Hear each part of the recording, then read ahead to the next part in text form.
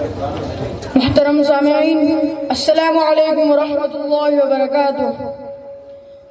محترم نحمدہ ونصلی علی رسولہ الکریم، اما بعد۔ محترم دوستوں، اللہ تعالیٰ انسانوں کو زندگی کے ہر فیلڈ میں راستہ بتایا، اسی کام کے واسطے نبیوں جیسے پاکیزہ ہستیاں دنیا میں آئے۔ ایک انسان کی کامیابی اور سکسیس اس بات میں ہے کہ وہ کمانے کھانے میں بھی اللہ کے بات کے سامنے سرنڈر ہو جائے، کسی بھی سچویشن میں اسے نہ چھوڑے۔ کمانے کھانے میں اسلام کے نزدیک سب کو برابر حق ہے، اس کے واسطے انسانوں نے پہلے سوشلزم کا طریقہ اپنایا تھا۔ جب ہیرس بڑھ گئی تو بیعت اور سود جاری کر لیے۔ اس کا سب سے بڑا نقصان یہ ہوا کہ مال اور دولت چند گنڈوں کے ہاتھ میں رہ گیا۔ غریب میرے دوستوں، یہ وہ زمانہ ہے میرے دوستوں، آج کتنے عورت خودکشی کر رہے ہیں، کتنے ماں باپ کی نیند حرام ہو رہی ہے، کتنے کسان کنگال ہو رہے ہیں، کتنے مالدار سڑکوں کے حوالے ہو رہے ہیں۔ اس کی وجہ بیعت اور سود ہے، بے رحم فنانسر اور بینکوں کا ڈر ہے۔ یہی تو اللہ تعالیٰ نے فرمایا ہے، یمحق اللہ الربا ویربی الصدقات، اللہ تعالیٰ بیعت کو مٹا دیتے ہیں، صدقوں کو بڑھا دیتے ہیں۔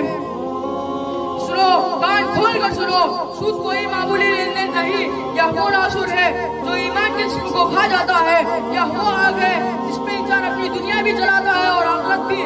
قرآن للکارتا ہے، للکار کر کہتا ہے، اگر تم سود نہیں چھوڑتے تو اللہ اور اس کے رسول صلی اللہ علیہ وسلم کے خلاف جنگ کے لیے تیار ہو جاؤ۔ بتاؤ کون سا گناہ ہے جس پر رب کائنات جنگ کے لیے اعلان فرمائے؟ دیکھو، سود خور قیامت کے دن معمولوں کی طرح اٹھیں گے، لڑکھڑاتے گرتے پڑتے ذلتوں کے ساتھ۔ کیوں؟ اس لیے کہ دنیا میں انہوں نے اللہ کے حکم کو ٹکرا دیا، مظلوم کی آنکھ کو نظر انداز کیا اور نفع کے نام پر ظلم کو اپنا شعار بنا لیا۔ اللہ نے حلال کو واضح کر دیا، حرام کو کھول کر بیان کر دیا، مگر سود خور نے حرام کو تجارت کا لبادہ اڑا دیا۔